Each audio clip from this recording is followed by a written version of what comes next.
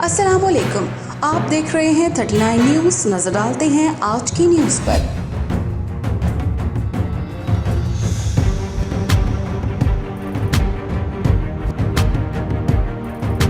तफसीलात जानते हैं अपने नुमाइंदे से।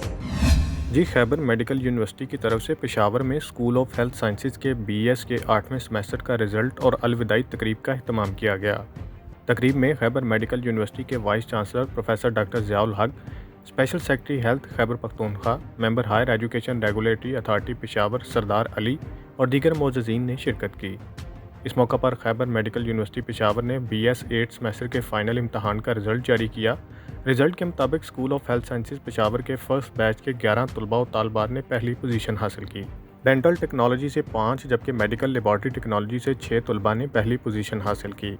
इस मौका पर तलबा का कहना था कि आजकल के दौर में हमारी यूथ में बेतहाशा टैलेंट है। जिस चीज़ की हमें ज़रूरत है वो उस टैलेंट को एक प्रॉपर स्ट्रेंथ देना है और उन सलाहियतों को अपने कौम, अपने मुल्क, अपने माशरे और पूरी दुनिया की तरक्की के लिए इस्तेमाल करना है।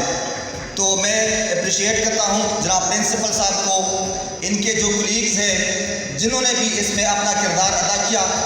ये बहुत ही अहम फील्ड है। वाइस चांसलर साहब ने, डॉक्टर ज़िया ने इसके बारे में बातें की।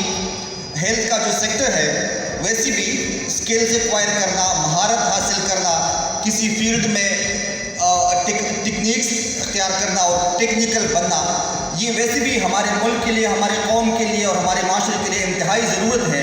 तकरीब के आखिर में आने वाले मोअज़्ज़ज़ मेहमानों ने SHS को कामयाब तकरीब पर मुबारकबाद पेश की। ज़हीर अली शाह, नुमाइंदा ख़ुसूसी 39 न्यूज़ HD पेशावर। अहम इशूज़ हों या मुल्की और गैर मुल्की शख्सियात की प्रेस कॉन्फ्रेंसेस, हर लम्हा बाखबर रहने के लिए हमारा YouTube चैनल सब्सक्राइब करें। बावसूख ज़राए से मुसद्दिक़ा खबरों, तज्ज़ियों और तबसरों से मुस्तफ़ीद होने के लिए अभी हमारी वेबसाइट को विज़िट कीजिए।